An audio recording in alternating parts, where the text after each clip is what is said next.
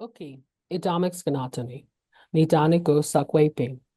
My name is Dr. Lana Potts, and it Je is my m'appelle pleasure Dr. Lana to be here with Potts. you Il me fait today plaisir and d'être to be ici your avec host vous for this aujourd'hui et webinar. d'être votre Today is animatrice part pour ce three webinaire. Aujourd'hui, of c'est the la Settlements partie in Cultural Safety 3 and de notre Inclusiveness formation en training. matière de We're sécurité going to be culturelle et talking d'inclusion dans le about cadre child du welfare règlement. Nous policies allons and child penser des removal history. politiques et This is a l'historique part du of the retrait des training enfants. Ça that fait partie de la really is going to dig formation. deep into looking at where we On came va from and how did vraiment we se end up pencher here sur nos and how origines did pour we end comprendre up comment with this nous en sommes settlement because rendus the là et settlement comment comes nous from avons child eu ce children being règlement, parce que removed. ça So provient we're du going to go retrait back des through enfants. history. We're going Nous to look at allons some revenir information and we have dans a le very passé. dynamic speaker Nous who's avons going une to be conférencière sharing très her dynamique lived qui experience. nous fera part de She son was a vécu. frontline worker. Elle était une She actually travailleuse de has première a ligne. journey that absolutely needs to be shared. Et si vous voulez plus d'informations en ce qui concerne la réclamation, vous pouvez vous rendre sur firstnationsclaims.ca. Tout ce qu'on a ici, c'est à des fins générales et ça ne représente pas des opinions ni le point de vue de Deloitte. Voilà. Et ça sera affiché dans le clavardage également. J'aimerais que tout le monde respire, prendre une grande respiration. C'est toujours important. Mon ami Robert me le dit qu'il c'est bien de prendre 5 grandes respirations avant de commencer quoi que ce soit. La première inspiration sert à nous rappeler d'être présent. La deuxième, c'est pour qu'on soit conscient. La troisième, c'est pour lâcher prise. La quatre, c'est pour laisser entrer de la bonne énergie. Et la cinquième, c'est pour commencer. Je le dis parce que ce sujet-là peut susciter des réactions émotionnelles mais ça peut nous faire ressentir certaines émotions ou nous faire, ça pourrait nous faire se souvenir des souvenirs de notre communauté ou des anecdotes qu'on a vécues. Alors, il est très important de prendre soin de soi-même, surtout si vous trouvez que ça soulève des traumatismes ou des souvenirs. N'hésitez pas à s'absenter momentanément. Et si vous voulez contacter pour parler quelqu'un, il y a de l'aide disponible aux personnes autochtones partout au Canada. C'est 24 heures par jour. Et c'est une ligne téléphonique que moi j'ai utilisée. Ça s'appelle l'Espoir pour le mieux-être. Vous pouvez les contacter à 1-855-242-3310. Vous pouvez aussi les contacter en ligne par clavardage à www.espoirpourlemieux-être.ca. Il y a aussi des services disponibles en anglais, en français, en cri et en ojibwe. Et pour les enfants, nous avons la ligne jeunesse, j'écoute. Et le numéro, c'est 1-800-668-6868. Alors voilà, c'est un rappel de prendre soin de soi-même en premier. Alors, aujourd'hui, c'est la partie 3 de notre formation. Si vous étiez parmi nous au cours des 2 derniers jours, vous auriez eu une introduction à cette question de règlement, de quoi il s'agit, quels sont les groupes. Hier, nous avons eu une discussion remarquable avec la docteure Patricia McCocus en parlant de l'histoire de la colonisation et l'impact des pensionnats. On ajoute à ces connaissances et on se penche sur la protection de l'enfance. D'où ça vient? Quelles sont les politiques? Quelle est la signification de l'historique du retrait des enfants? C'est bien de comprendre pourquoi il est important d'avoir cette information parce que ça représente une bonne partie de notre compréhension de notre situation actuelle. Nous avons une conférencière extraordinaire aujourd'hui et je vais la présenter bientôt. Qui suis-je? Moi, je suis la docteure Lana Pott. Je me suis déjà présentée. Je suis directrice médicale, plutôt une directrice à chez Deloitte, mais je suis aussi un médecin et je travaille à temps partiel dans ma communauté. Moi, j'ai grandi dans ma communauté et j'ai été élevée à plusieurs endroits et en fait, j'ai une passion, je veux m'améliorer, je veux aider les gens à comprendre ce qui s'est passé. Et en les aidant à comprendre ceci, j'aimerais aussi expliquer comment avancer. Alors, il me fait plaisir d'être la modératrice. Et demain, c'est moi qui prendrai la parole pour donner ma perspective. Le plus important, c'est que j'aimerais céder la parole à une femme que j'admire depuis un jeune âge. Moi, je l'appelle Fran. Francine Monroe, Pretty Badger Woman, est une être humain incroyable qui mène avec du courage, avec de l'espoir. Et elle a démontré comment pousser pour aller de l'avant. En fait, J'ai été élevée et elle m'a entourée. Elle est allée poursuivre ses études. Je l'admire. Elle est mère, grand-mère. Elle est leader dans notre communauté. Elle est aussi cérémonialiste qui protège tous nos gens et elle l'a fait pendant plusieurs années. Elle est également une grande défenseur des droits des enfants. Vraiment, elle est une championne. On l'appelle Granny Franny et c'est un terme d'affection parce qu'elle est une grande-mère à beaucoup de personnes. Elle est vraiment le sommet de l'amour et je suis ravie de la voir parmi nous aujourd'hui. Elle est très éduquée, elle a une maîtrise en travail social et nous sommes vraiment reconnaissants de votre présence pour nous faire part de vos connaissances et de votre histoire. Alors, je vous cède la parole, Francine. À vous de partager l'historique du retrait des enfants et notre voie vers l'avenir. Merci, Fran. Wow, merci. Merci. Je suis vraiment honorée. J'aimerais d'abord reconnaître les aînés qui nous ont donné bien des cadeaux et j'aimerais reconnaître les survivants des pensionnats, ceux qui ont été touchés par la rafle des années 60 et le système de prise en charge. On doit honorer nos ancêtres, les animaux et tout ce qui est provient du monde d'esprit. Et ensuite, les enfants qui ne sont pas encore rentrés chez eux. J'apprécie cette occasion de partager mon expérience personnelle et professionnelle avec vous. Je vais vous parler d'anecdotes qui sont liées à mon père, un survivant des pensionnats. Et mon expérience en tant qu'enfant d'un survivant des pensionnats. Il est également important de partager avec vous ma première perte importante et comment tout ça fait partie de mon expérience de la rafle des années 60 et le système de placement dans les familles d'accueil. Et je vais vous expliquer comment je suis devenue travailleuse sociale pour offrir des services de protection à l'enfance.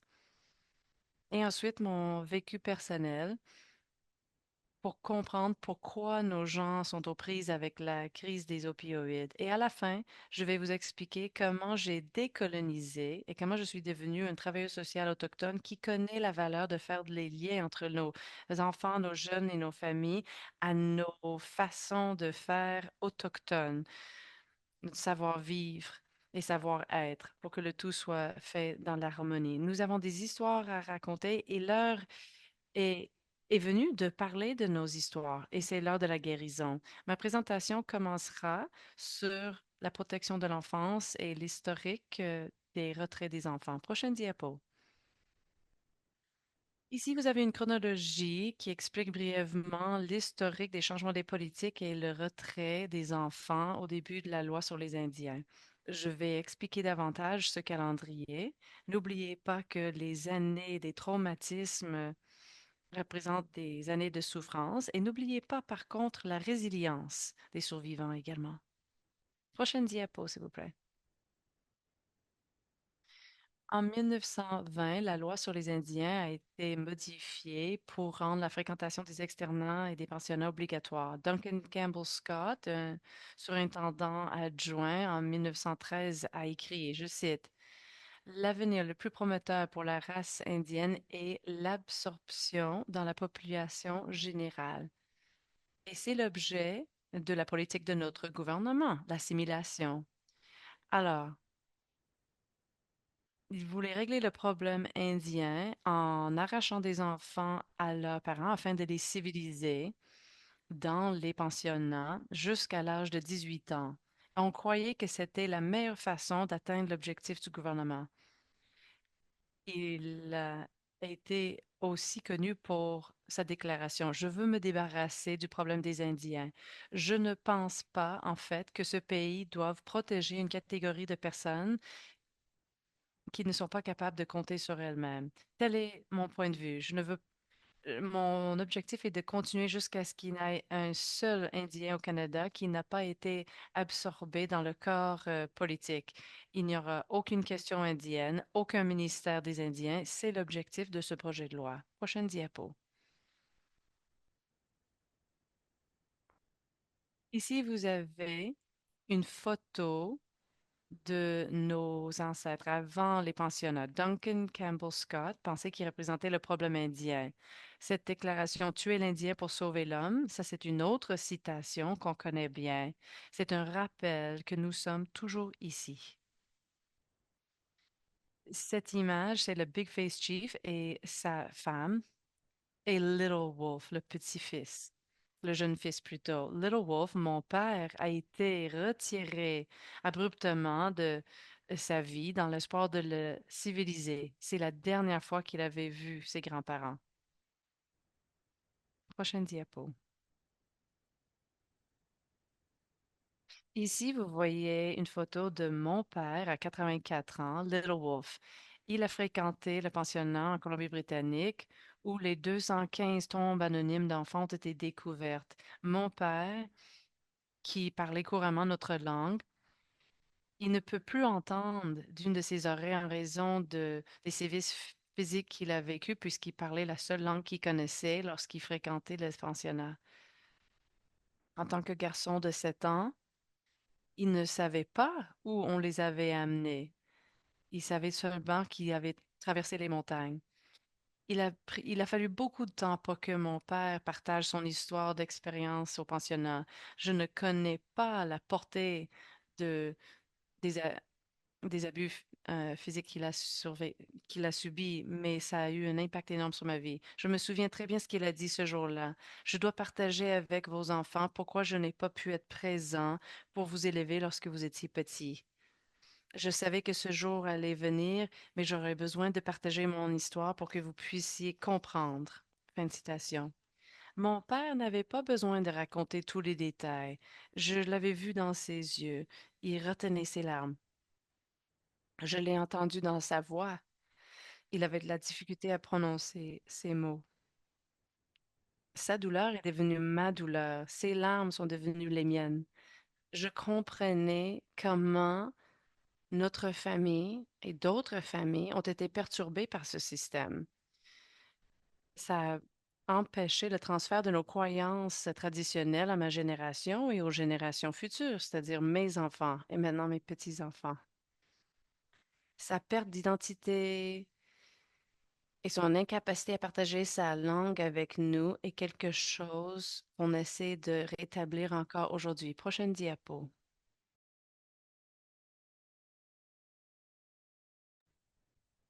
Lorsque les écoles, les pensionnats ont été fermés, la loi sur les Indiens a été modifiée à la suite de la rafle des années 60.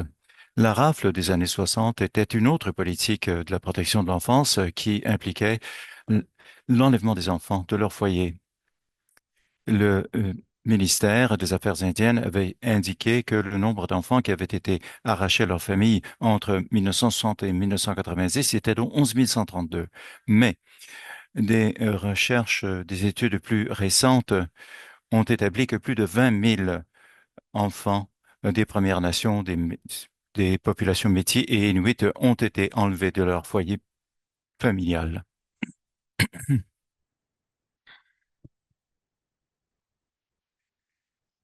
En tant que travailleuse sociale dans ma communauté, je recevais souvent des appels d'individus qui recherchaient leur famille.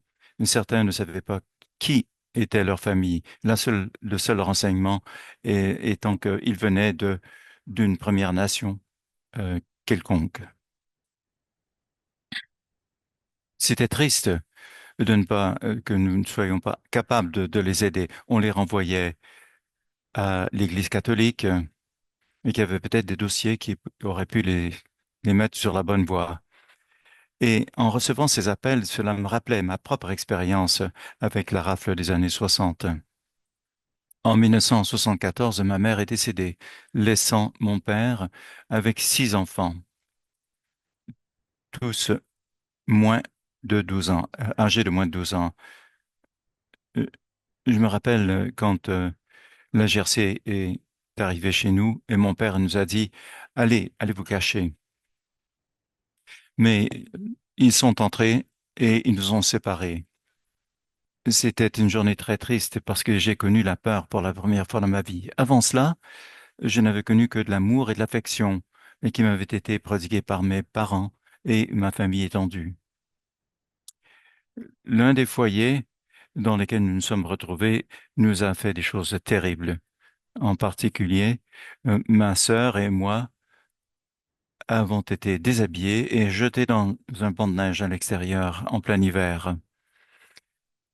Et je pleurais pour ma sœur parce que je n'avais que 5 ans et nous étions dehors et apeurés, nus. Tout ce que je savais, c'est qu'il fallait que je fasse tout en mon pouvoir pour protéger ma petite sœur de 4 ans. Je lui ai dit, ne pleure pas, parce que autrement, on se retrouverait enfermé dans un garde-robe. Je me rappelle de cette responsabilité que j'avais assumée de la protéger. Et je me rappelle, je me suis rappelé,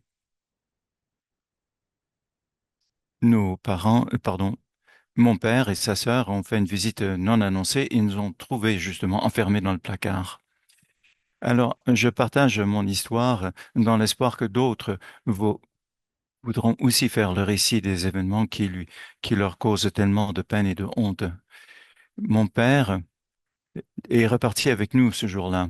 Ma sœur et moi avons été éventuellement placés dans notre propre famille.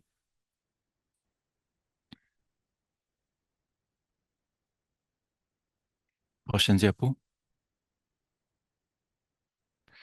Malheureusement, Richard Cardinal n'est pas des nôtres pour nous raconter son expérience de la rate des années 60, mais il a laissé un journal personnel de son expérience avec le système de protection de l'enfance. Il avait 4 ans, ce jeune métis, lorsqu'il a été enlevé de son foyer. Il a été placé dans 28 foyers d'accueil différents, 12 foyers collectifs et 16 foyers d'accueil privés. À l'âge de 17 ans, il en est arrivé à prendre sa propre vie parce qu'il ne voyait pas d'issue. L'histoire de Richard Cardinal est un documentaire, a fait l'objet d'un documentaire très difficile à voir, mais auquel on peut se reconnaître. On lui a demandé, pardon, un jour d'enlever sa chemise et il a été fouetté devant ses frères et ses sœurs. Alors, il y a un lien justement qui à ce documentaire qui a été réalisé par l'ONF, si vous désirez le regarder. Prochaine diapositive.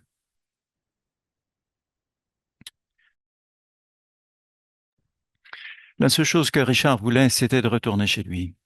Malheureusement, ça n'est arrivé que seulement après sa mort. Mais le décès de Richard a motivé une enquête provinciale qui a formulé 22 recommandations pour améliorer la manière dont les tribunaux, le gouvernement provincial, les écoles, les hôpitaux, les organisations autochtones et les médias traitent les enfants en foyer d'accueil. On demandait à ce que les autorités aient une formation sur notre culture, le suicide et la dépression. Et une des recommandations était aussi de recruter davantage de travailleurs sociaux spécialisés dans la protection de l'enfance des enfants autochtones. Prochaine diapo. Je me rappelle en 1990, un membre de ma famille qui était travailleur social a reçu un appel lui demandant de prendre des enfants. Et j'ai demandé justement si je pouvais le suivre. J'étais curieux de savoir qu'est-ce qui arrive à ces enfants, étant donné ma propre expérience. Et j'ai donc commencé à poser des questions. Alors, qu'est-ce que tu fais avec ces enfants qui sont enlevés? Elle me dit, ils sont placés dans des foyers, dans la communauté, jusqu'à ce qu'ils puissent retourner chez eux. Mais moi, je voulais être ce foyer. Je ne voulais pas un seul autre enfant vive ce que j'ai vécu. Et ce n'est pas longtemps après cela que je suis devenu moi-même un foyer d'accueil. Ça a été ma première expérience en tant que travailleur social de prodiguer des soins directement. En 1999, j'ai eu un emploi dans ma communauté comme assistant au consultant du conseil de bande. Les services sociaux de la bande. Et Dans ce rôle, j'ai donc rencontré les agents des services de protection de l'enfance à l'extérieur de la réserve et aussi d'être consulté. En 2002, Feu Sander Greer a fait tout en son pouvoir pour établir un service de protection de l'enfance dans notre Première Nation. Et ça a été fait pour que les Autochtones puissent fournir des services aux Autochtones. Dans mes premières années en tant que travailleur social, j'ai été envoyé, on m'a donné une formation et pour me montrer comment rendre des services. Et je me rappelle qu'après avoir entendu l'histoire de Richard Cardinal et de faire de mon mieux pour aider nos familles et la population autochtone, euh, j'ai pris des résolutions. Mais c'était difficile de travailler dans le système. J'ai vu les politiques évoluer au fil des années, mais tous ces changements de politique et la reddition de comptes a fait que je pouvais passer de moins en moins de temps avec les enfants et je passais beaucoup plus de temps à l'ordinateur qu'avec ma famille. En 2004, la loi sur la protection de l'enfance a été changée et la description de cette nouvelle loi était la loi sur le Child Youth and Enhancement Act doit fournir des services dans le soutien des enfants qui sont abusés, négligés ou autrement qui ont besoin d'une intervention. Et en dernier recours, la loi prévoyait aussi que les enfants puissent appréhender si, et enlever donc s'ils ne sont pas en sécurité dans leur propre foyer. La loi parle aussi de l'adoption d'enfants, y compris la prise en charge par l'État et l'adoption euh, internationale. Prochaine diapositive. Les signalements à la naissance. Les signalements à la naissance consistent à aviser les hôpitaux d'un enfant à naître lorsqu'il est présumé que le nouveau-né pourrait être exposé à un danger et qu'il a besoin d'être protégé après l'accouchement. Ce sont généralement les intervenants des services de protection de l'enfance qui demandent des signalements à la naissance à l'insu des futurs parents ou sans leur consentement. Le personnel de l'hôpital doit alors communiquer avec les services de protection de l'enfance dès la naissance du bébé. Et il se peut que le bébé soit retiré des soins de sa mère. Les renseignements contenus dans les signalements. Alors, il- je connais un cas particulier quand j'ai commencé dans les services de protection de l'enfance. Il y avait justement un signalement à la naissance. Et ce qui est arrivé, c'est que la maman euh, avait tellement peur, c'est que elle a eu son bébé à l'hôpital, mais l'enfant n'a pas survécu. Et nous avons donc communiqué avec, pardon, il a été jugé que la mère ne pouvait pas s'occuper de son enfant correctement et du coup l'enfant a été placé.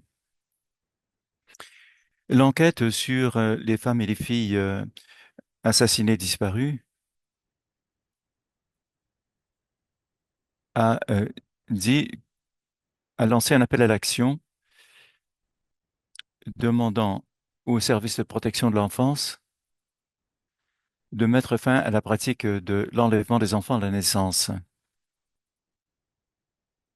et aussi à la pratique de la stérilisation forcée. Le Yukon, la Colombie-Britannique et l'Alberta ont mis fin au signalement des naissances en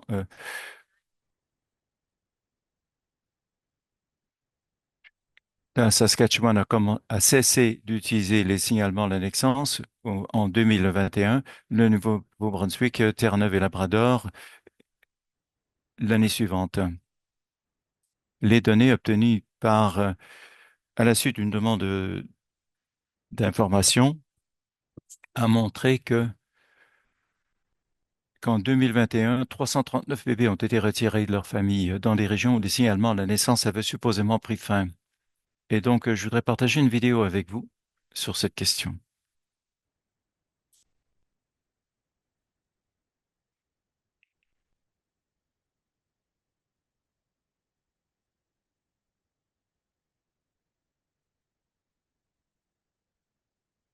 Le nouveau-né de cette femme lui a été enlevé par les travailleurs sociaux en 2019. Une vidéo de cet enlèvement a été diffusée sur les médias sociaux. Le bébé avait fait l'objet d'un signalement à la naissance où les autorités de protection de l'enfance peuvent prendre l'enfant dès la naissance.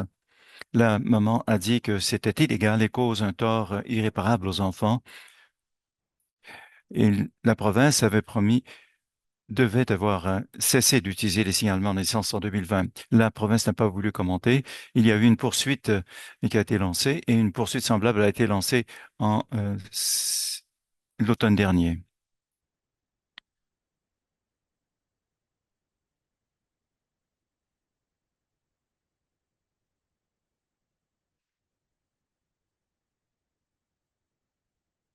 Oui, Fran, vous avez la parole de nouveau. Oui, merci. Oui, alors, je voulais vous, en ce qui concerne le signalement de la naissance, j'ai une autre anecdote pour vous. Moi, on m'a avisé pendant que j'étais au bureau que nous avions une jeune maman avec qui avait deux enfants qui avaient été placés et qui avait eu un troisième enfant. Et mon superviseur m'a dit qu'il fallait enlever ce bébé parce que cette maman était sans abri et qu'elle avait aussi des problèmes de dépendance. J'étais vraiment secoué, mais il a fallu que je le fasse. Ça aurait dû être un moment de réjouissance pour cette jeune maman, mais malheureusement, à cause de ses conditions de vie et du fait qu'elle n'avait pas de foyer euh, adéquat pour cet enfant, euh, on m'a de- on m'a dit d'appréhender le bébé. J'ai trouvé que c'était trop intrusif et j'ai demandé si je pouvais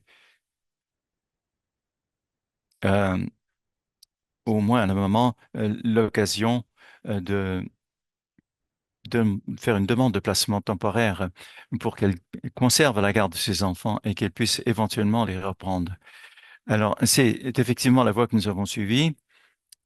Elle m'a dit, vous savez, je viens juste d'avoir mon enfant. Mon, mon, mon bébé est né il y a moins de 24 heures. Comment est-ce que vous savez que j'ai eu un bébé? Parce que vous êtes déjà là. Et elle m'a dit, je peux même pas avoir un enfant avant que vous veniez pour l'appréhender. Alors, je me suis assise à côté d'elle. Je lui ai permis justement de se libérer, de, de dire ce qu'elle avait à dire, et je lui ai promis que j'allais faire tout en mon pouvoir pour l'aider. La, L'issue heureuse de cette histoire, c'est que nous avons réussi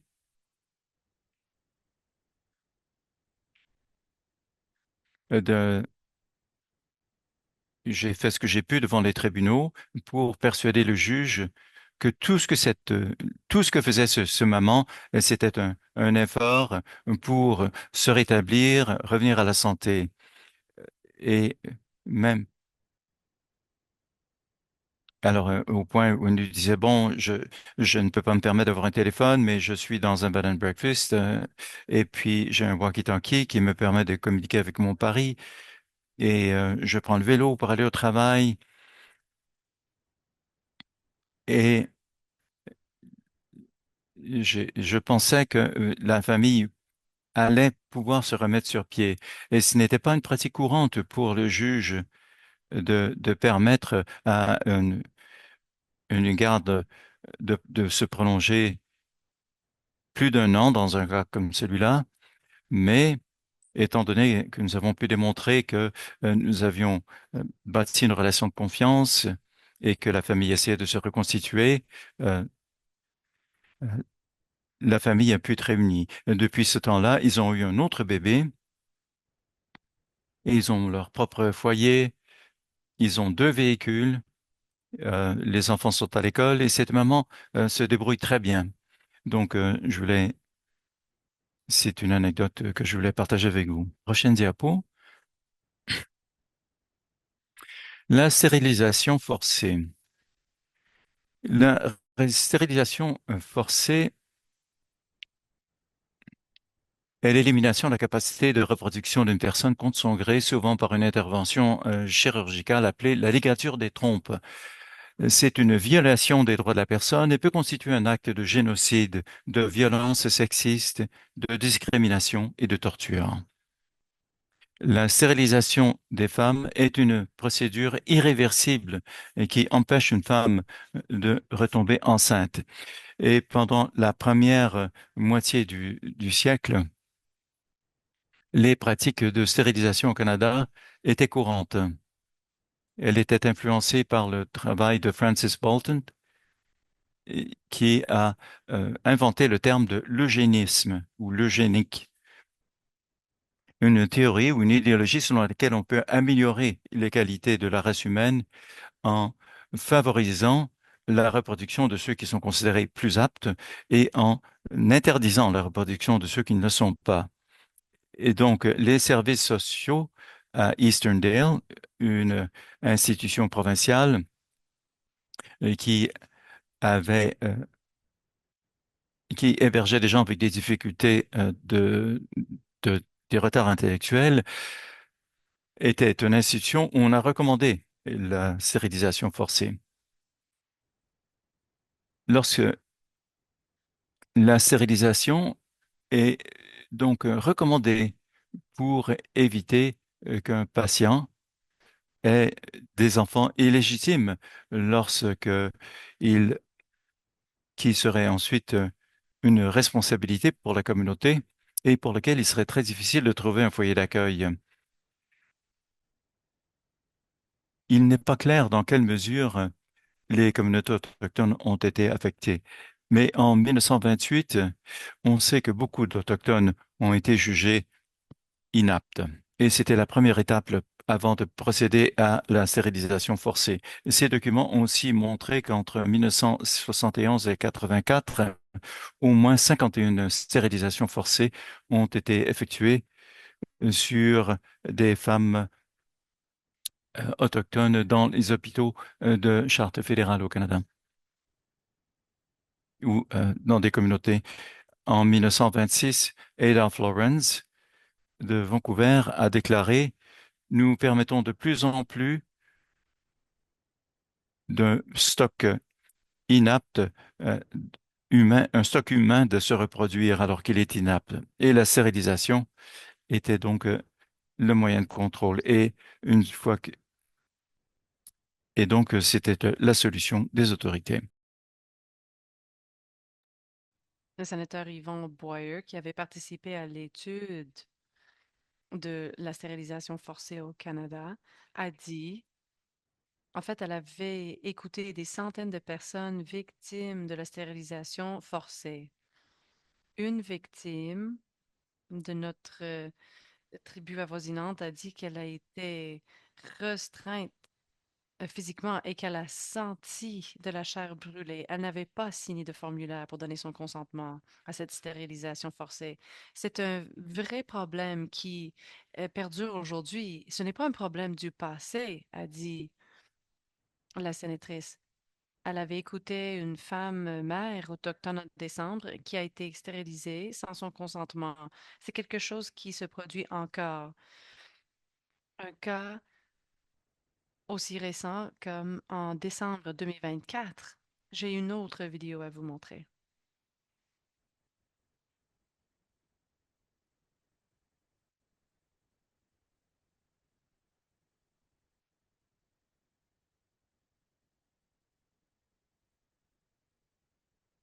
Nicole Awashish avait 18 ans. Elle était sur le point d'avoir une césarienne et elle a signé un formulaire, mais elle ne savait pas que ça allait l'empêcher de tomber enceinte à nouveau. Elle a raconté son histoire à Enquête Radio-Canada. On m'a ligaturée et je ne le savais pas. Elle a appris c'était quoi quelques années plus tard lorsqu'elle voulait avoir un autre enfant. C'est là où j'ai su que je ne pouvais plus jamais avoir d'enfant. Son histoire est parmi tant d'autres qui traversent le pays, une nouvelle étude au Québec documente le cas de 22 femmes autochtones qui disent avoir été victimes d'une stérilisation forcée entre 1980 et 2019. Parfois, c'était caché, on le faisait pendant une autre procédure. Nous avons un témoignage d'une femme qui se faisait opérer pour sa vessie et 3 jours plus tard, son médecin lui annonce: Ah, en passant, j'ai fait une hystérectomie en même temps. Lorsqu'on entend de telles choses, ces femmes, on ne les croit pas, on ne les écoute pas. Elles n'ont pas de voix. On voulait leur donner cette voix. Un rapport du Sénat sur la stérilisation forcée, plus tôt cette année, nous a appris plus sur son longue histoire au Canada. Des dossiers nous indiquent qu'une plus grande proportion des femmes inuites, métisses et autochtones sont touchées. Lisa Lombard est une avocate dans un recours collectif proposé qui a commencé en Saskatchewan. Elle a écouté plus de 100 femmes autochtones au Canada qui disent avoir été victimes de stérilisation forcée. Tout recours proposé ne peut pas réparer la tort du passé et remplacer ce qui a été perdu, mais on doit réparer, corriger le système. Au Québec, on recommande d'écouter et croire les femmes qui dénoncent la stérilisation forcée et que le gouvernement du Québec reconnaît le racisme systémique.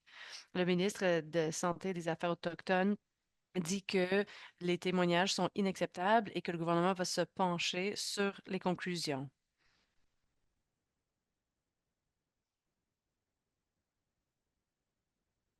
Merci.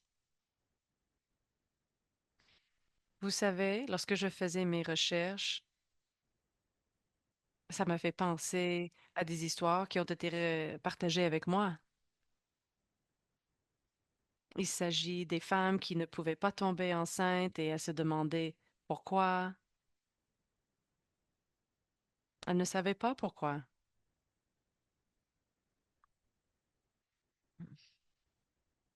Alors je me suis demandé si c'était pas de la stérilisation. Mais malheureusement, ces femmes ne sont plus parmi nous et on ne saura jamais. Prochaine diapo, s'il vous plaît.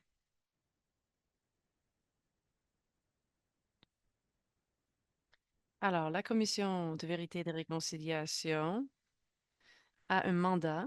On l'appelle la CVR, la commission. Alors, le mandat de la CVR est de documenter l'histoire et les effets qui perdurent du système des pensionnats pour que les survivants partagent leurs histoires dans des réunions privées et publiques. Et c'était le cas pendant la commission, pendant plusieurs années. Cette commission a été unique. La commission a été mise sur pied par les ententes de règlement des pensionnats et a passé des années à traverser le pays pour écouter des peuples autochtones qui ont été retirés par force de leur famille et placés dans des pensionnats pour la plupart de leur enfance. La commission a reçu des témoignages de presque 6 000 individus dont la majorité avaient vécu et subi les expériences au pensionnat. La commission s'est concentrée sur la vérité. Leur but était de jeter les bases pour la question de la réconciliation. Et c'était difficile d'atteindre la vérité, mais l'objectif de la réconciliation est encore plus difficile. La réconciliation prendra du temps. Dans le résumé ou dans le rapport exécutif, et je cite, les Autochtones et les cultures autochtones ont été lésés de façon importante, mais ils existent encore. Les Autochtones refusent de abandonner leur identité. Ce sont des anciens élèves, des survivants de ces pensionnats du Canada qui ont donné une voix à ces personnes. Il y a eu l'entente de règlement qui a mandaté l'établissement de la Commission de vérité et de réconciliation du Canada. Les survivants ont fait preuve de courage et de détermination. Il est le temps de s'engager envers la réconciliation en favorisant une relation de respect. On rétablit ce qui doit être rétabli, réparer ce qui est à réparer et rendre ce qui doit être rendu. Prochaine diapo. Ici, il s'agit du principe de Jordan. Ça a été établi par les Premières Nations suite au décès de Jordan River Anderson à 5 ans, un jeune de la nation Cree de Norway House au Manitoba qui avait un syndrome rare et grave qui touchait ses muscles et il fallait des années de traitement médical dans un hôpital. Après avoir passé les 2 premières années de sa vie dans un hôpital, les médecins avaient donné son congé pour qu'il reste près de l'hôpital à Winnipeg. Cependant, les gouvernements fédéral et provincial n'ont pas pu décider qui était responsable euh, financièrement de l'enfant. Donc, les 2 paliers gouvernementaux ont continué à essayer de trouver une solution alors que le jeune restait à l'hôpital. Et en 2005, à 5 ans, Jordan est décédé à l'hôpital. Il n'a jamais eu l'occasion de vivre dans une maison de famille. En 2005, la Société de soutien à l'enfance et à la famille des Premières Nations a émis leur rapport. Plusieurs chercheurs ont participé au rapport qui comporte un examen complet des politiques du gouvernement fédéral et établit des recommandations pour les améliorations. Les recherches ont conclu que des différents de champs d'administration ont continué à avoir un impact sur les expériences des Autochtones, surtout les jeunes atteints de handicap. Parmi les recommandations de politique, le rapport recommande que le principe de Jordan soit adopté par le gouvernement du Canada et par les gouvernements provinciaux et territoriaux. En juin 2015, la Commission de vérité et de réconciliation a fait un appel d'action du principe de Jordan. Donc, ils appellent à tous les paliers du gouvernement de adopter le principe de Jordan. En 2018, le gouvernement d'Alberta a signé un protocole d'entente sur le principe de Jordan avec le consortium de santé des Premières Nations et le gouvernement fédéral. En juin 2019, l'enquête nationale sur des femmes et des filles assassinées et disparues a demandé de la justice et on a demandé aux gouvernements provinciaux, territoriaux et fédéraux de immédiatement mettre en œuvre le principe de Jordan pour tous les Autochtones et Indiens, qu'ils aient leur statut ou non. Jordan n'avait pas de voix et pourtant des gens autour du monde ont entendu son message. Il ne pouvait pas respirer seul et pourtant il a donné le souffle de vie à d'autres enfants. Jordan ne pouvait pas marcher, mais il a fait des pas que le gouvernement sont en train d'apprendre à suivre. C'est Cindy Blackstock qui l'a dit, directrice générale de la Société de soutien à l'enfance et à la famille des Premières Nations. Prochaine diapo.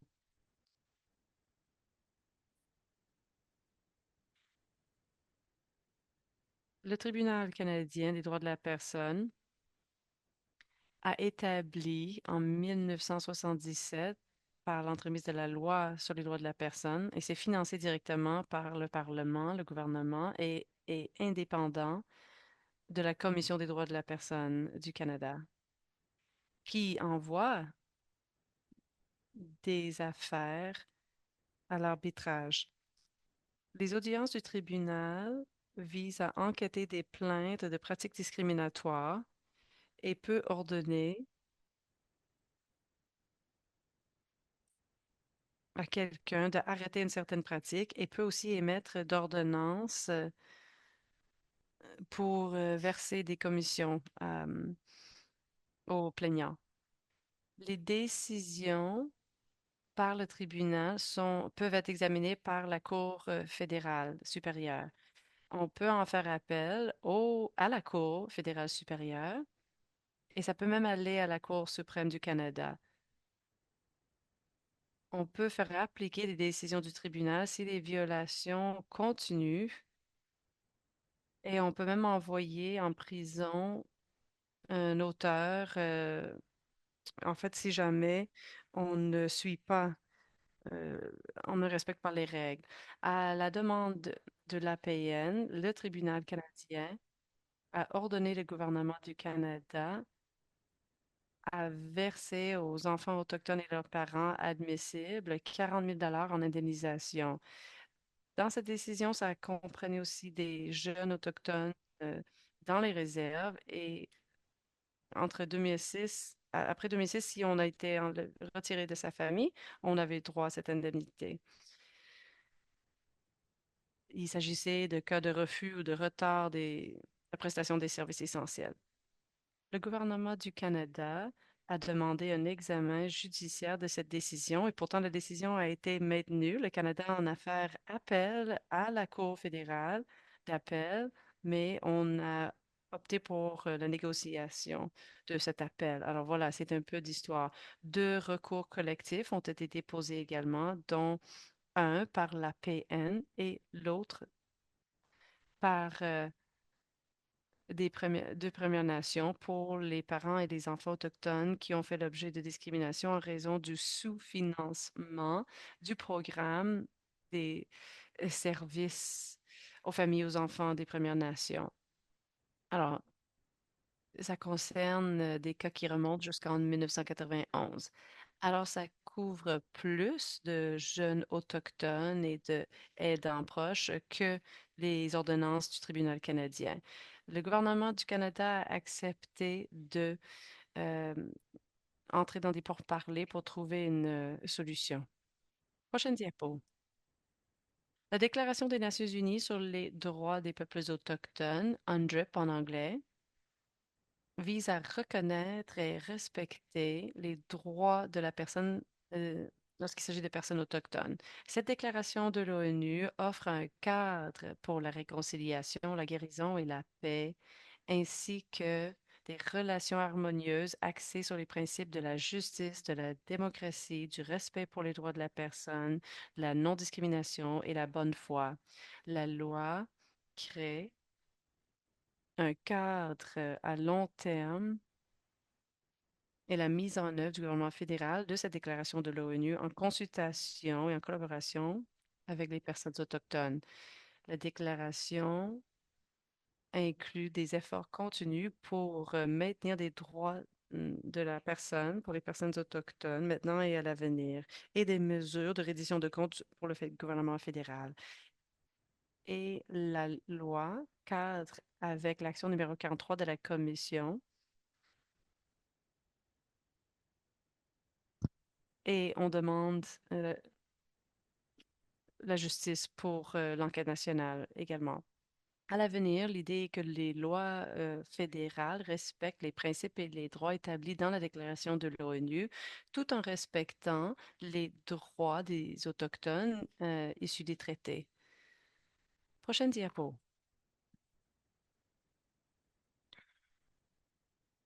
Maintenant, une entente de règlement. Alors, l'APN a déposé une plainte en février de 2007 en accusant le gouvernement fédéral d'avoir discriminé contre les jeunes et les familles autochtones en sous-finançant les services à la protection de l'enfance et au service des familles, tout en interprétant de façon étroite le principe de Jordan, quelque chose que j'ai déjà expliqué. En 2016, le Tribunal canadien des droits de la personne a été d'accord avec les plaintes et a ordonné le gouvernement fédéral à mettre fin à sa discrimination. Immédiate- on a demandé de réformer immédiatement le programme des services à l'enfance et à la famille des Premières Nations et de mettre en œuvre pleinement le principe du Jordan. Ensuite, le tribunal canadien a émis plus de 13 avis de non-conformité parce que le gouvernement du Canada n'a pas respecté les ordonnances du tribunal canadien. Le 5 avril 2023, Ottawa, un territoire traditionnel algonquin, et Service autochtone Canada, avait préparé une entente de règlement révisée avec un montant total de 23 milliards de dollars établi en collaboration avec l'Assemblée des Premières Nations, la l'APN, et les demandeurs de recours collectif Mushume Trout, la Société de soutien à l'enfance et à la famille des Premières Nations. On a demandé d'indemniser ces gens en raison du sous-financement du programme des services aux enfants et aux familles des Premières Nations et c'est en raison de l'interprétation étroite du principe de Jordan. On honore les victimes et les survivants de cette discrimination du Canada. Prochaine diapo.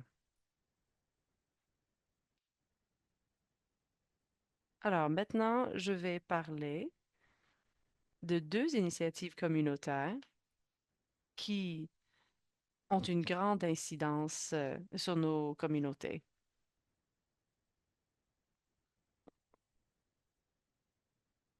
D'abord, c'est la Asokinaki. Désolée, Lana.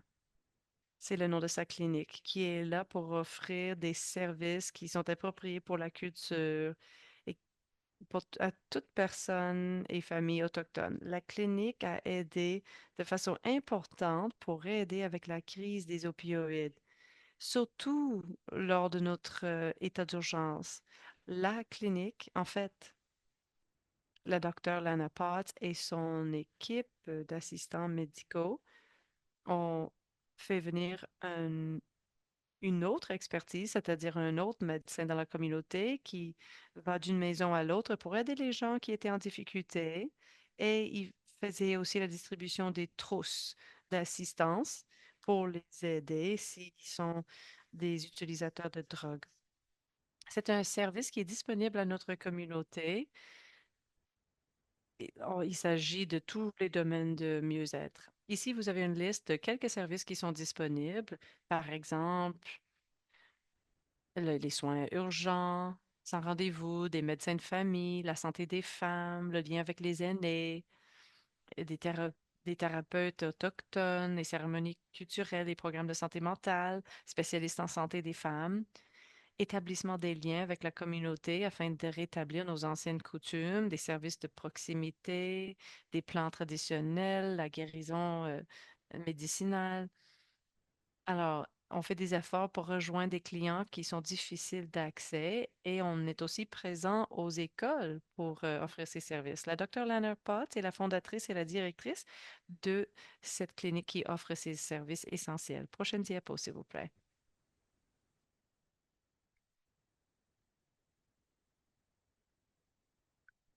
Alors, l'autre initiative communautaire dont je voudrais vous parler, c'est le programme d'initiative autochtone. Je vais vous expliquer mon cheminement.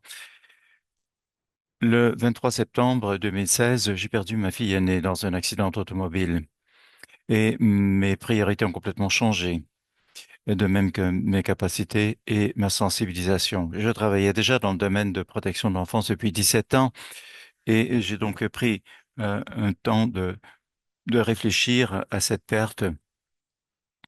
J'étais fâché contre le destin. J'ai pris un congé à court terme et ensuite un congé à long terme.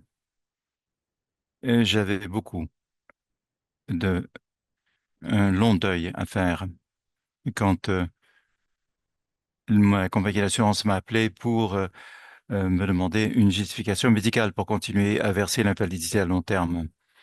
Et ils m'ont dit, est-ce que je recevais quelque chose pour la dépression de mon médecin? J'ai dit non. Mais si vous... Et là, on m'a dit, écoutez, si on vous donne une ordonnance pour des antidépresseurs, faites-la remplir parce que sinon on vérifiera. J'ai dit, écoutez, moi je ne prends pas de pilule, mais écoutez, il faut le faire quand même. Je ne comprenais pas pourquoi, alors j'ai fait ce que la compagnie d'assurance m'a dit. Et en fait, j'ai essayé des antidépresseurs une fois et éventuellement j'ai tout jeté dans la toilette à cause de la manière dont je me sentais. Et, ou plutôt le peu d'effet qu'ils avaient.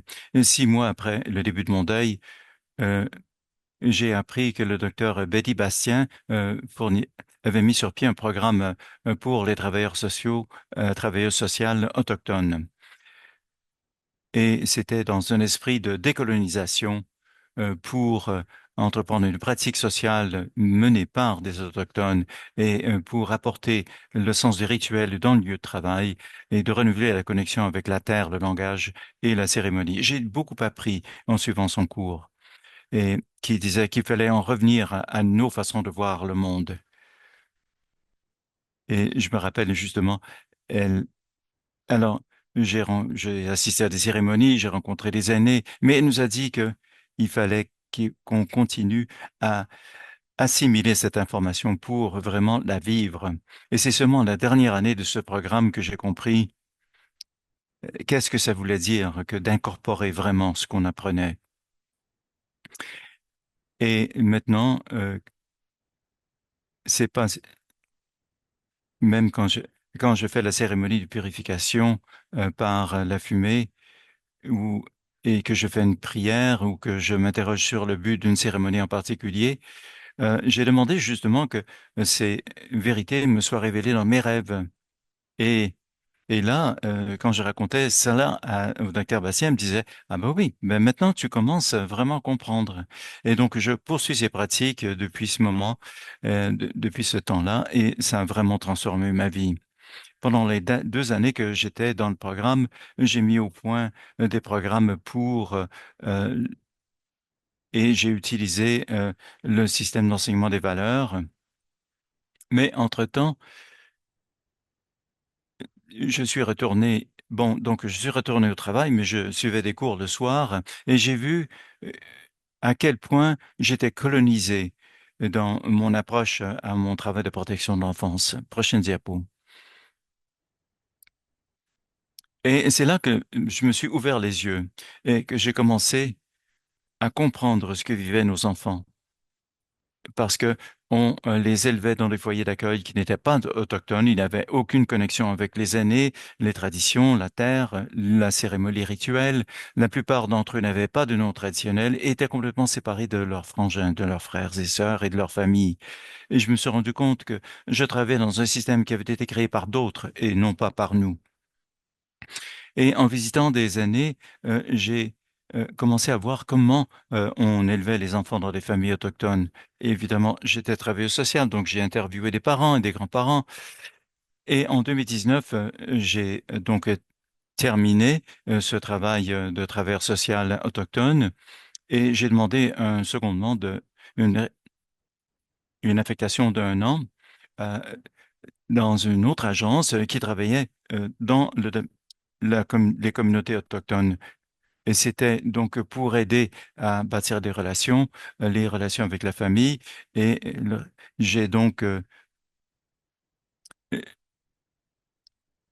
j'ai interviewé les gens seuls et je leur demandais pourquoi la Société de protection de l'enfance s'était mêlée de leur famille. Et tout ce que je pouvais voir,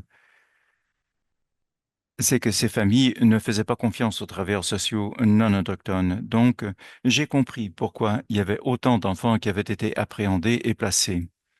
Nos, n- les familles autochtones se cachaient, refusaient d'ouvrir la porte, ne nous faisaient pas confiance et parfois refusaient même d'envoyer leurs enfants à l'école par crainte que leurs enfants leur soient enlevés. Et la crainte de se conformer au règlement a souvent résulté, a donné l'impression qu'ils ne voulaient pas collaborer. Et cela a résulté par des enlèvements ordonnés par la Cour et des interventions par les forces policières.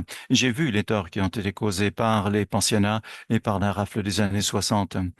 Et quand je suis retourné dans ma communauté en tant que travailleur social, j'ai vu beaucoup d'enfants qui ont été pris en charge. Beaucoup d'entre eux étaient des orphelins ou abandonnés ou exposés à des problèmes de toxicomanie graves. Beaucoup d'entre eux étaient dans la rue et d'autres euh, euh, avaient de la peine à ne pas vivre dans un état d'intoxication avancée à cause du manque de soutien. Prochaine diapositive. Le problème de toxicomanie et d'overdose est l'un des problèmes de santé les plus graves que notre pays a connus. Depuis 2016, il y a plus 44 000 euh, s-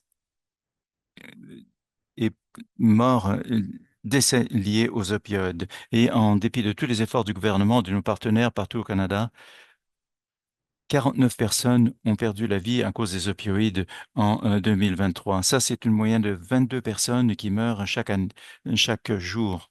En janvier 2024, ma communauté a déclaré un état d'urgence à cause du nombre de jeunes qui mouraient de d'overdose.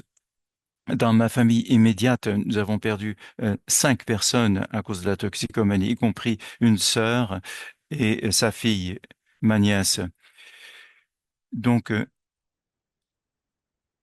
la, et la perte de population est parmi les gens qui étaient en âge d'avoir des enfants. Et encore une fois, cela voulait dire qu'on se retrouvait avec des orphelins qui devaient être placés dans d'autres foyers. Euh, La photo que vous voyez ici, c'est la photo de ma fille et, et Aaron. On voit ici dans l'autre photo une photo d'Aaron que je suis en train d'élever moi. Mes garçons sont allés dans la rue et se sont adonnés aux opioïdes. Et je ne comprenais pas pourquoi ils avaient choisi d'aller dans la rue alors qu'ils avaient tout à la maison. Et j'ai passé beaucoup de temps à aller chercher en ville.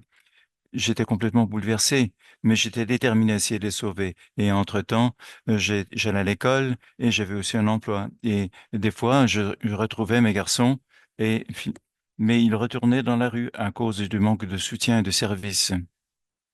Mais c'était une bataille. Et quand ils ne rentraient pas à la maison avec moi, je priais qu'ils se retrouvent en prison, surtout quand il faisait froid et qu'il neigeait dehors. À un moment donné, j'étais allé en ville pour essayer de trouver mon fils et j'avais déjà pris un rendez-vous avec le médecin pour le voir, pour qu'il puisse aller dans une clinique de désintoxication. Et quand je suis arrivé, je l'ai trouvé, je l'ai mis dans ma voiture, il était vraiment fâché avec moi, il m'a dit, Maman, et mes enfants n'ont jamais manqué de respect à mon égard, malgré tout. Et il m'a dit, Maman, je veux m'en aller, j'ai des choses à faire, je ne veux pas partir avec toi. Et il est parti. Et, et je suis resté toute seule dans la voiture à pleurer. Il fallait que j'aille à mes cours ce soir-là. Alors il a fallu que je revienne à la maison, prendre mes livres et je suis allé directement à ma boîte de foin sacré et j'ai fait une prière au Créateur. J'espère que mon fils ne va pas mourir, euh, au moins qu'il soit en prison, que je sache qu'il a de quoi manger, qu'il est au chaud. Et 20 minutes après mon appel, ma fille était en ville et elle m'a dit, Maman, je viens juste de faire, j'ai vu Pierre qui s'est fait ramasser par la police en tournant le coin. Oui, oui. Alors, alors, je lui ai dit à ma fille, donne ton téléphone à mon fils pour que je puisse y parler. Et elle l'a fait. Et là, j'ai dit, mais qu'est-ce que tu fais? J'ai demandé au policier, pourquoi est-ce que vous ramassez mon fils? Ben, il y a un mandat d'arrestation qui a été émis. J'ai dit, bon, ben, d'accord. Et là, je me suis dit, c'est exactement ce que j'avais souhaité dans ma prière. Alors, je ne savais pas si je devais être heureuse ou triste. Mais bon, il est sorti au bout de 2 semaines. Donc, ça m'a donné un répit de 2 semaines. Et je suis allé le chercher lorsqu'il est sorti de prison. Je lui ai fait son souper préféré. Et là, je lui ai dit, j'ai quelque chose à partager avec toi. Tu te rappelles quand tu m'as dit, je ne veux pas aller avec toi pour aller voir le médecin? J'ai dit oui. Mais en fait, j'ai prié pour que tu te retrouves en prison. Il a dit, ah. Il est parti à rire. Il m'a dit, je pense que tu avais raison, maman. Et donc, j'ai partagé une vidéo avec vous. C'est une vidéo que j'ai créée moi-même pour vous donner une idée du parcours que j'ai suivi.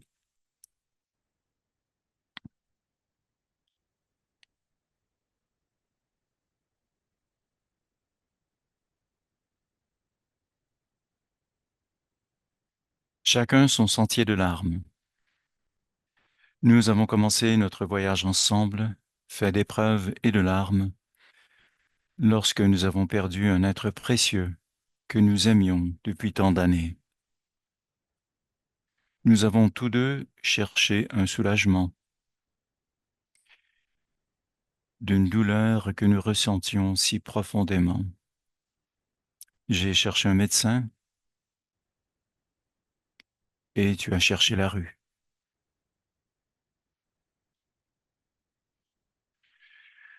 On m'a prescrit quelque chose à prendre, Mais toi, tu n'avais aucune idée de ce que tu prenais. Pendant un court moment, j'étais incapable de ressentir. C'était surréaliste. Qui aurait pu savoir où nos chemins allaient nous mener? Alors que j'ai renoncé au mien, tu t'es accroché au tien. J'ai cherché la guérison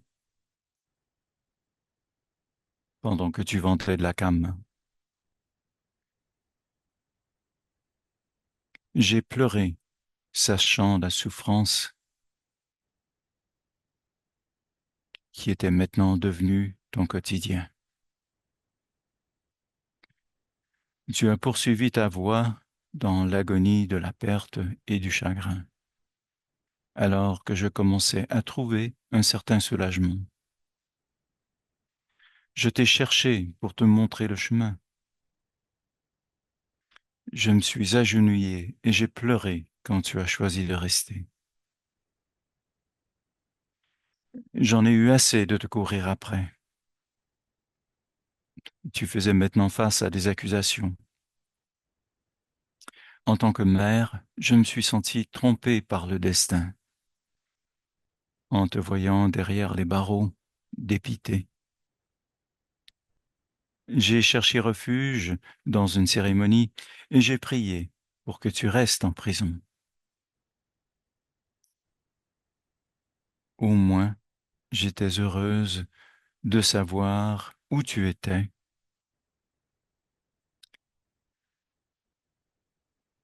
surtout quand il neigeait.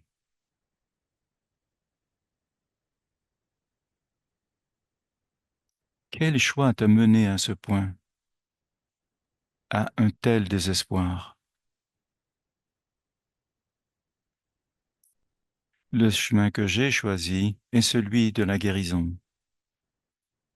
Viens vers la joie, sois léger. Il est important de prier, cela t'aidera à trouver ton chemin. Je ne t'abandonnerai jamais, mon fils. Notre voyage n'est pas terminé.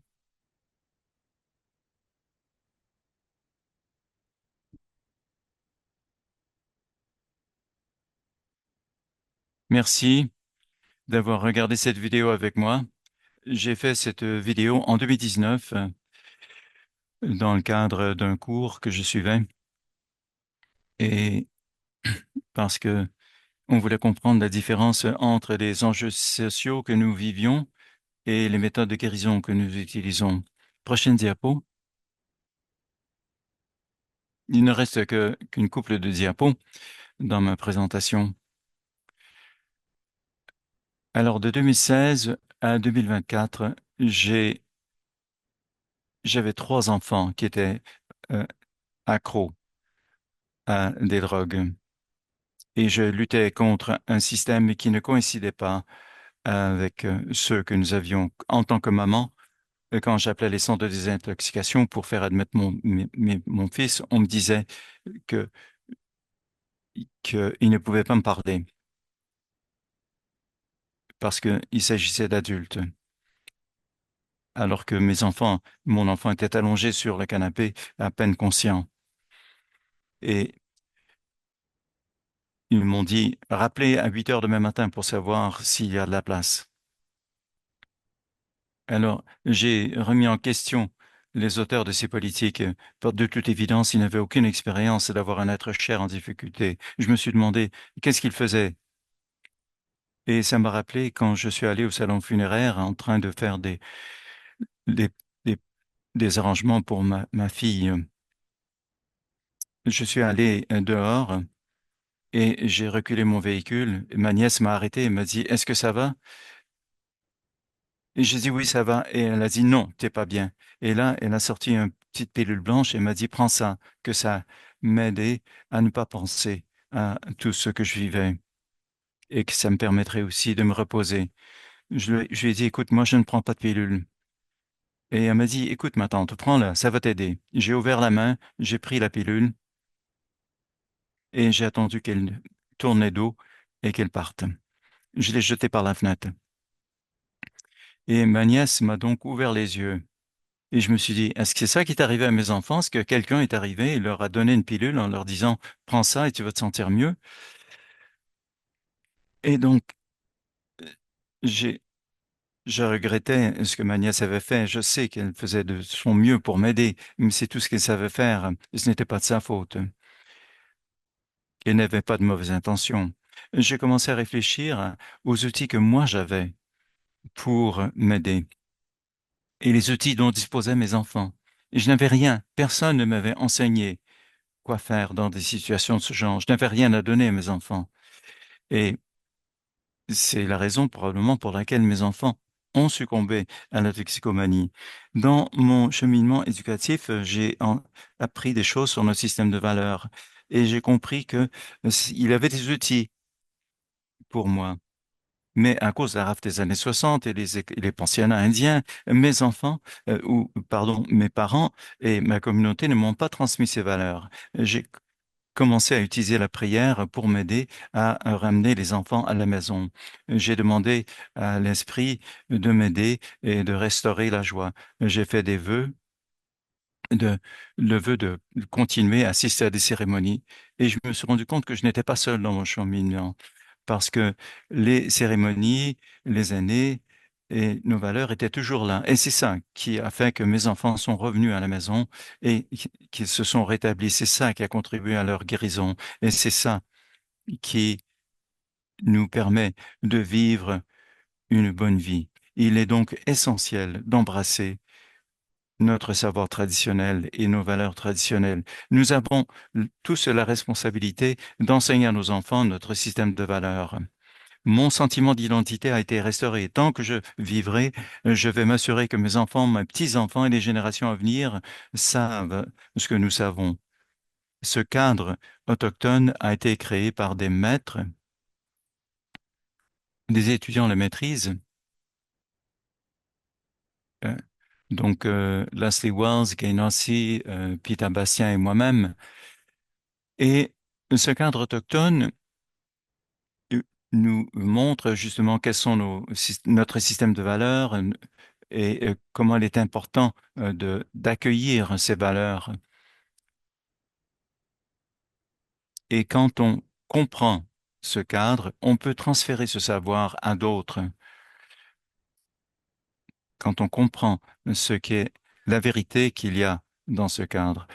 En l'honneur de ma fille Darlene, m'a ouvert la voie, en l'honneur de ma mère, qui m'a donné un amour inconditionnel, euh, en l'honneur de mon père, qui a fait de son mieux pour restaurer notre langue, mais qui m'a aussi enseigné à pardonner et à prier à tous les enfants qui ont perdu leur vie, Richard Cardinal et Jordan River Anderson, dont les vies ont été écourtées, à mes enfants qui ont été aux prises avec la toxicomanie et qui m'ont enseigné dans cette crise. Je n'aurais pas la compréhension et la sensibilisation, ni la compassion immense pour tout notre peuple qui est aux prises avec toutes ces difficultés, les répercussions de la rafle des années 66 et les pensionnats, avec toute cette souffrance, cette honte et ces luttes.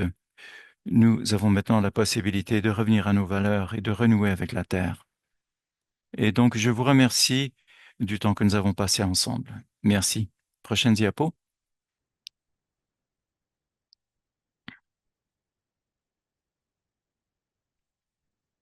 Merci beaucoup, Lana. Et je pense que je suis sans parole. J'ai appris beaucoup et de toute évidence, les participants et les participantes vous couvrent d'éloges, vous font une ovation, littéralement. Alors, comme on voit, là, c'était pas simplement la rafle des années 60, ni les pensionnats indiens, mais tout ce qui est arrivé dans nos communautés qui nous a bouleversés. Votre récit est remarquable. vous avez partagé avec nous les initiatives qui ont ouvert la voie vers l'avenir. Et finalement, c'est intéressant parce que la solution, c'est de revenir à qui nous sommes, à notre identité, à nos origines. Merci de nous en avoir donné la preuve. Je sais que j'ai versé quelques larmes euh, en écoutant votre récit. Vous m'avez donné beaucoup d'espoir. Et j'espère aussi qu'à tous ceux qui nous écoutent, que vous avez maintenant une compréhension plus profonde de qui nous sommes, de ce que nous devons faire pour aller de l'avant et des leçons que nous avons apprises dans le passé. Parce que souvent, on pense que la rafle, l'enlèvement des enfants, est une histoire du passé, mais en fait, ça se poursuit encore aujourd'hui. Et quand j'ai donné naissance à mon fils et à ma fille, bien qu'il n'y a pas eu de signalement de la naissance,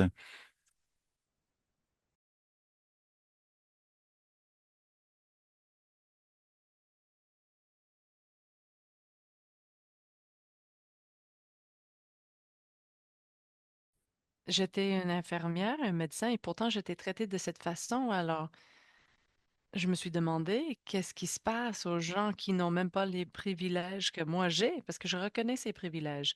Alors, c'est un rappel très clair du travail qu'on a à faire, l'éducation, la sensibilisation, et comme j'ai dit au début, de comprendre comment nous en sommes arrivés là. On vous remercie tous et toutes d'avoir été là aujourd'hui. C'était un 90 minutes de anecdotes incroyables et tout ça va nous permettre de continuer vers l'avant. On va continuer notre apprentissage demain. Demain, on va se poser la question pourquoi on n'avance pas, pourquoi on ne tourne pas la page. Je vais vous faire part de mes perspectives. Alors, si vous n'êtes pas encore inscrit, vous pouvez encore le faire. Les gens nous demandent quand les webinaires seront disponibles. Eh bien, ce serait le cas une fois que tous les enregistrements sont prêts. On vous remercie chaleureusement de votre présence. Vos commentaires sont les bienvenus. Si vous avez des questions concernant le règlement, vous pouvez vous rendre sur le site web firstnationschildclaims.ca. Vous pouvez appeler également 1-833-852-0755 ou vous pouvez envoyer un courriel generalinfo@commercial contact.fnchildclaims.ca. Et c'est en anglais. Et si jamais vous voulez contacter quelqu'un ou parler, vous pouvez aussi contacter Espoir pour le mieux-être. Ils sont disponibles à 1-855-242-3310 ou vous pouvez composer un numéro local si vous avez du soutien chez vous. Merci encore de votre présence. On a hâte de vous retrouver pour les questions en ligne pour lesquelles on n'a pas pu répondre. On va essayer de vous répondre dans les meilleurs délais. Merci tout le monde. Bonne journée. Prenez soin de vous et on se voit demain.